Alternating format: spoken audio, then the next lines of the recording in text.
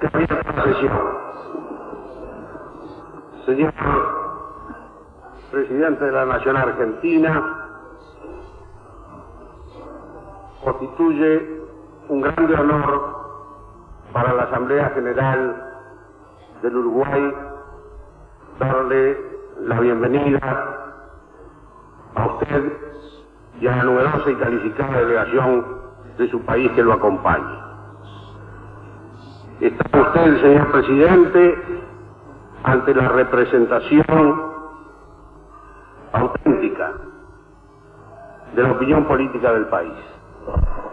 Naturalmente que en todo sistema republicano representativo cualquiera de los poderes del Estado es auténticamente representativo de la soberanía nacional. Pero en el Parlamento, por ser el lugar donde se expresan y donde se manifiestan y donde se traducen todas las opiniones políticas del país, adquiere una mayor relevancia. Aquí están representados en virtud de nuestro sistema de representación proporcional integral y en virtud de la no exigencia de un porcentaje mínimo para tener acceso al Parlamento, todos los partidos, todas las tendencias, todas las corrientes políticas del país que hayan cumplido naturalmente con el mínimo de alcanzar los votos necesarios para tener un diputado. Y hay en esta asamblea partidos políticos que tienen un único representante, un único diputado. Es un gran honor, decía, para la Asamblea General recibir al presidente democrático, libremente electo, después de tantos años, en un país al que nos sentimos tan fraternalmente unidos y al que queremos tanto como la República Argentina. Hace apenas 4 días yo tuve el gusto de concurrir a Buenos Aires para participar en la celebración del 75 aniversario de un importante instituto superior de formación magisterial, un instituto que lleva el nombre del general José Artigas, ubicado en San Fernando. Y allí, ante una concurrencia muy numerosa, integrada en buena medida por jóvenes, ese instituto cuenta casi con 3.000 estudiantes, tuve que hacer una semblanza muy rápida, en pocas pinceladas de Artigas, del pensamiento de Artigas. Y yo decía, señor Presidente, que Artigas había soñado un sueño que luego resultó imposible, pero que fue un sueño espléndido, y que América entera sin duda lamenta que ese sueño no se haya concretado en realidad. Decía también que la historia es naturalmente irreversible y que no podríamos pensar ahora en la concreción de aquel sueño de federación y de integración, pero que eso constituye para nosotros un mandato que nos viene del fondo de la historia y que nos obliga a transitar de la mejor manera posible estos caminos de integración y de acercamiento que hemos emprendido. Yo recordaba en ese momento unas palabras suyas en una visita que le hicimos junto con el presidente Sanguinetti, cuando todavía no era el presidente Sanguinetti el presidente del Uruguay, ni yo era el vicepresidente. Y cenando con usted en su casa, usted nos decía una cosa que es realmente cierta e indiscutible. Si la integración de América Latina no comenzamos por hacerla argentinos y uruguayos, jamás se hará la integración en América Latina. Yo creo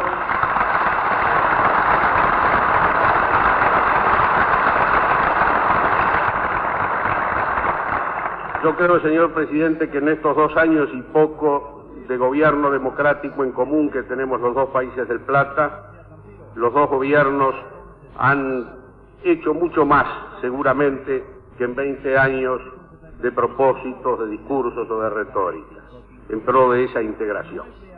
El camino no ha llegado a su meta, todavía queda un largo tramo por transitar, pero seguramente lo habremos de transitar porque estamos seguros de que esa es la solución para nuestros países y ese es el ejemplo que le habremos de dar a América para que América pueda también, transitando ese camino, lograr la integración, la unidad, que no pudo concretarse en el sueño de Artigas y de otros héroes americanos pero que nosotros tenemos el deber de acercar lo más posible a esa que fue la finalidad primera. Señor Presidente, la Asamblea General está ansiosa por escuchar sus palabras.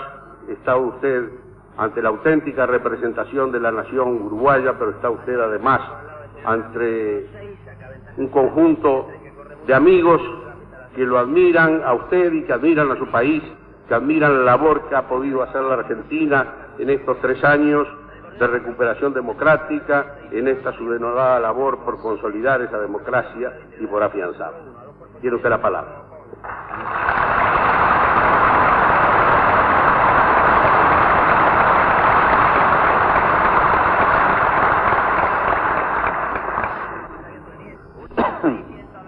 Señor Presidente de la Asamblea General, señores legisladores, no es por cierto un hecho casual que por primera vez un presidente argentino recuerde el 25 de mayo ante la Asamblea Legislativa de la República Oriental del Uruguay. El 25 de mayo es nuestra principal fecha patria común. Para uruguayos y para argentinos, en mayo nace el sentido republicano de la voluntad popular que vuestra honorabilidad simboliza. Somos herederos de ese patrimonio, pero también somos deudores solidarios de su mandato. Por eso, para los argentinos, nunca nos fue extraña la suerte de los orientales, y sé bien que esta es una verdad recíproca. No se trata, por cierto, de la suerte de un vecino, se trata de la propia suerte. Mayo es la primera y más clara manifestación de la común voluntad por conquistar la autodeterminación. Esto es, constituir una sociedad basada en la soberanía popular. Pero también ustedes y nosotros reivindicamos otro concepto que define a Mayo: la vocación americana, la voluntad de construir, a través de la soberanía popular, la patria grande del sur de América. Y no es casual que hayamos coincidido justamente ahora en la necesidad y en la conveniencia de reflexionar juntos sobre esta compartida definición de Mayo.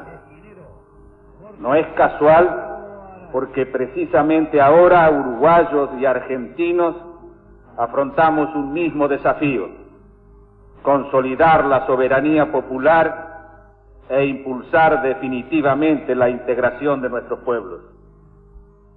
Es útil y es actual entonces esta reflexión sobre nuestra génesis común.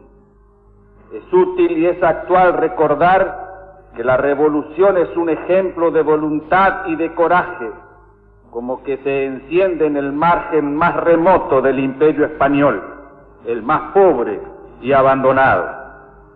La revolución encuentra su guía en la pasión de Moreno, del mismo modo que Artigas expresa en los hechos la participación popular que el intelectual Moreno definía como la condición necesaria para que la revolución viviera. Paradojas de la historia: dos vidas tan distintas son símbolo del espíritu de Mayo. Dos vidas tan distintas que desde la razón y desde la práctica confluyen en coincidencias básicas: la soberanía popular, el sentido americano, el modelo federal, la república, la independencia. Moreno busca en el pueblo la fuerza de la revolución. Artigas es una expresión del pueblo.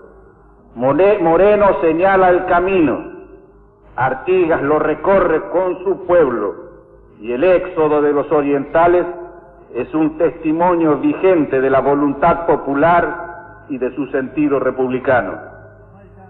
Con ello se inicia la aventura de nuestra formación como nación y como pueblo. Artigas no se comprende sin el 25 de mayo. El 25 de mayo no se comprende sin Moreno. A partir de allí nos fuimos haciendo pueblo, pero las limitaciones materiales, los errores, la fuerza de las cosas, quisieron que nuestros caminos no confluyeran entonces en una unidad superior. No fue nuestra historia, por cierto, la que habían vislumbrado como futuro Moreno y Artigas. Paulatinamente, argentinos y uruguayos fuimos privilegiando las vinculaciones radiales centros de desarrollo económico del mundo. No nos ocurrió solo a nosotros. La desintegración marca toda una época de la evolución de nuestra América. Sin embargo, aún así, uruguayos y argentinos no impulsamos las diferencias, mantuvimos los mismos valores, continuamos paralelamente buscando la realización de los mismos ideales, conocimos similares retrocesos y tuvimos parecidos renacimientos. Seguimos siendo hermanos, tan hermanos que pocos pueblos son tan difíciles de distinguir como nosotros. Vivimos y sufrimos como propias las alegrías y las tristezas que se producían en la otra banda, hasta llegamos a dividirnos, embanderándonos en los mismos enfrentamientos que laceraban a unos y a otros, y con la misma generosidad y avidez nos abrimos a los pueblos del mundo, forjando así la nacionalidad que nos distingue. No es casual que esté hoy con ustedes, tampoco es casual que con la singularidad propia del camino recorrido, hoy argentinos y uruguayos estemos empeñados en la tarea de la consolidación definitiva de nuestros sistemas políticos, de la democracia.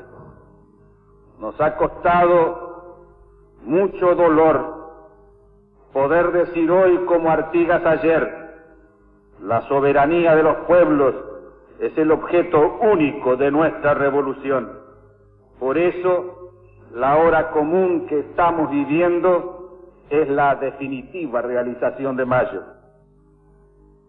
Los argentinos hemos dejado atrás, además, una larga historia de desprecio por la ley y de reiteradas tentaciones por las soluciones mágicas. Quizá la bondad del suelo alguna vez nos llevó a olvidar que la principal riqueza es el hombre y su trabajo fecundo.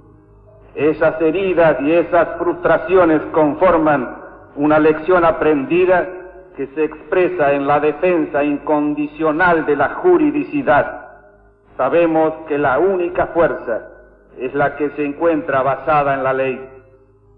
Dije alguna vez a mi pueblo que no hemos tomado la Bastilla. Nuestro camino es otro. Es el camino de la construcción del poder civil, popular, republicano. El poder de la ley asentada en la soberanía popular es, en definitiva, el poder que surge de nuestra historia, no como una abstracción, sino como un resultado concreto de nuestra formación como pueblo y como nación, de una cultura, de una aceptación sensata y racional de lo que somos, una sociedad compleja en la que la conjunción de intereses y de aspiraciones solo puede lograrse a través de los mecanismos de la democracia.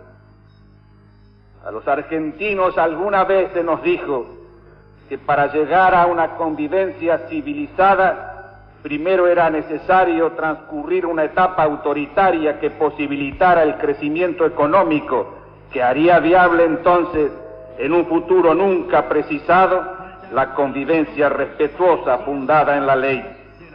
Sé muy bien que no necesito recordarles qué fue lo que nos pasó. Hoy nuestro principal patrimonio es la fortaleza que surge de ese aprendizaje, la inclaudicable decisión de mantener y consolidar nuestra juridicidad, la unidad de todos los argentinos, más allá de las diferencias, en la defensa del sistema de la ley, de la convivencia civilizada, de la Constitución. Y eso es posible porque sabemos qué es lo que pasó y por qué pasó. De allí que nuestra fortaleza posibilita la generosidad, permite comprender que es una tragedia, que en una tragedia nacional nadie es totalmente víctima ni nadie totalmente victimario. Compartimos entonces con buena parte de nuestra América este encuentro definitivo con la democracia, que se produce cuando debemos afrontar una de las crisis más profundas del sistema económico internacional y que implica la definición de nuestra función productiva y de nuestra relación con el mundo. No es necesario subrayar ante vuestra honorabilidad la profundidad de la crisis. Permítanme, sin embargo, que rescate la otra cara de la crisis, que recuerde ante ustedes que la carga de la deuda externa y la amenaza a la paz en Centroamérica han acelerado y profundizado la vinculación regional de un modo que abre una esperanza nueva para nuestros pueblos. Es justo reconocer que muchos años de esfuerzo por la integración regional en buena medida se esterilizaron. No es cuestión de reproches, pero sí de reconocer que quizá ese relativo fracaso fue la consecuencia de que seguíamos ligados radialmente a los centros del mundo. Pero el mundo de hoy, el mundo de la revolución tecnológica, el de la inteligencia potenciada por la ciencia, se organiza aceleradamente de otro modo, de un modo en el que disminuyen los resquicios que nos quedan a los pueblos periféricos para el crecimiento y el progreso. Ese mundo pareciera que nos rechaza, pero es hora de que lo veamos desde otra perspectiva, porque también es cierto que esta nueva organización del mundo señala la importancia creciente de los espacios económicos regionales. Por eso la crisis nos está exigiendo un esfuerzo distinto, el esfuerzo de retomar viejos sueños y concretarlos en la integración de nuestros pueblos. La regionalización es una exigencia económica, un imperativo del crecimiento, pero es además una condición necesaria de viabilidad histórica y como consecuencia un instrumento que fortalece nuestra autonomía política y nuestra propia identidad nacional. En el marco de la patria grande, seremos más argentinos y más uruguayos, porque no hay conciencia nacional fortalecida desde la decadencia y la marginación. Es una tarea difícil y nos resta una larga cuesta, pero sepamos reconocer que hoy ya la hemos comenzado a transitar, uruguayos y argentinos. Hemos sabido transmitir al mundo todo lo fecundo que encierra nuestro definitivo renacimiento, y el mundo nos respeta y nos observa. El acercamiento de nuestras posiciones internacionales, su conjunción con las otras naciones hermanas de América Latina, la profundización de la relación bilateral, son pasos que hemos dado en esta dirección. No puedo caer en la ingenuidad de exponerlos ante vuestra honorabilidad, actor principal de esta acción, pero permítanme recordar el Acta de Colonia, el Cauce, los programas de integración fronteriza y particularmente el ambicioso proyecto que hemos iniciado con Brasil, símbolo de la profundidad de nuestra decisión. Nuestra común vocación por la integración, por la cooperación y por la unión no se agota en nosotros mismos. La crisis de la deuda nos llevó al consenso de Cartagena, del cual el Uruguay es secretaría pro tempore e infatigable receptor de nuestras comunes inquietudes. La crisis de América Central determinó una misma convicción, la de que son todos los pueblos latinoamericanos los afectados, y por razones éticas y por el propio interés nacional, integramos con Brasil y Perú el grupo de apoyo a Contadora, la esperanza más sólida de paz para el Istmo. Y de esos esfuerzos nació el mecanismo de consulta del Grupo de los 8, instrumento eficaz al servicio de la integración regional. Estamos en el camino correcto. Sigamos marchando. Hemos logrado la condición necesaria, la democracia. Y es esta democracia la que nos permite avanzar en el encuentro regional, pues solo con la democracia, esto es, con la voluntad de los pueblos, pueden deponerse las pretensiones hegemónicas, superarse los enfrentamientos, desterrar absurdas hipótesis de conflictos. El protector de los pueblos libres, el precursor del federalismo, así lo entrevió cuando llegaba al fin de su vida pública. Orientales y argentinos, hagamos nuestras una vez más sus palabras. Los pueblos están libres y son únicos árbitros para decidir su suerte. Muchas gracias.